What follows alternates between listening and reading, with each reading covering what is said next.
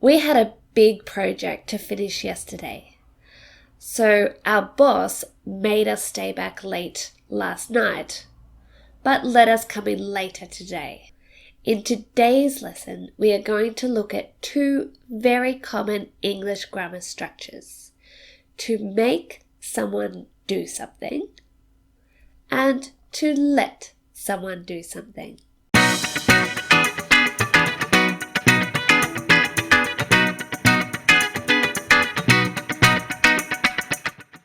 Hi class, welcome to another English lesson with me, Cara.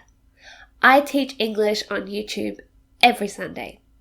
If there's something that you would like me to teach, please let me know in the comments below. Today's lesson is about two common English grammar structures: make and let. Let's start with make.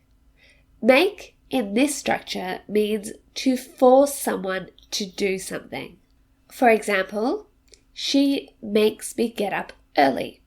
So we have the subject, she, make, someone, me, and then verb 1, get up early. Because make means force, it's quite strong. So it's not suggest or request or ask, it's force. So the subject, she, has to be someone more powerful, someone that can control me.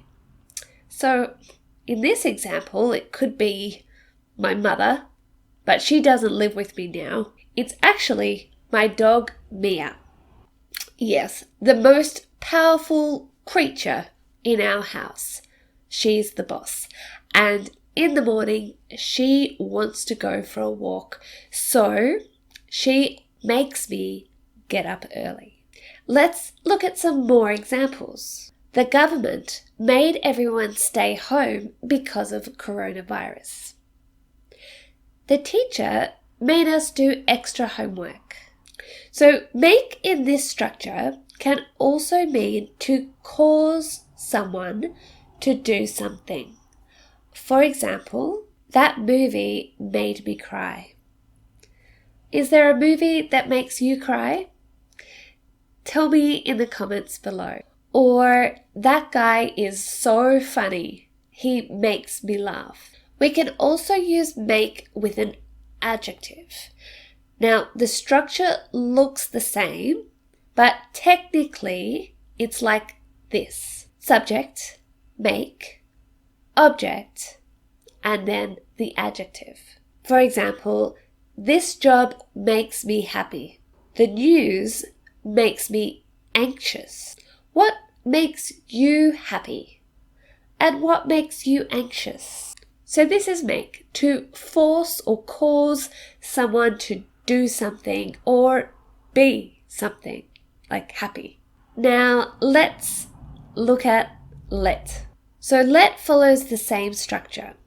Subject plus let, and then someone or something, and then verb 1, the base verb. It means to allow or give permission. So again, it must be from someone more powerful who has the control to do this. Let's look at a few examples. He lets me drive his car sometimes. The teacher let us have an extension. The police let us go. She let me borrow her dress. She lets us stay out sometimes. We let him watch television on the weekend. I wanted to go out, but my parents wouldn't let me. It can also be used to mean to make something possible. For example, I'm going to let my hair grow. Or open the window and let some fresh air in. Let can also be used to make a suggestion with let's and then the verb. For example, let's go home or let's get a coffee. Let's actually means let us, but we never say let us. We always say let's. And here are some common expressions you will hear with let. Let me know if you can come. So let me know means tell me. Let me help you. You might also hear someone say let me, which means let me help you, or it means let me do it. Let me. And let me explain. So let's look at the structures again.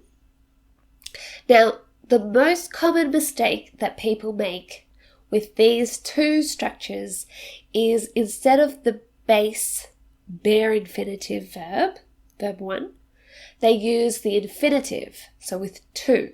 The teacher let me to leave early, or the teacher made me to stay late. So don't forget to not use to. So the teacher let me leave early, or the teacher made me stay late. Okay, do you now understand the difference between make and let as causative verbs and how to use them? You might also like this video on make and do, which is also really useful. Don't forget, I have free exercises on our website for you to practice. See you next Sunday. Bye.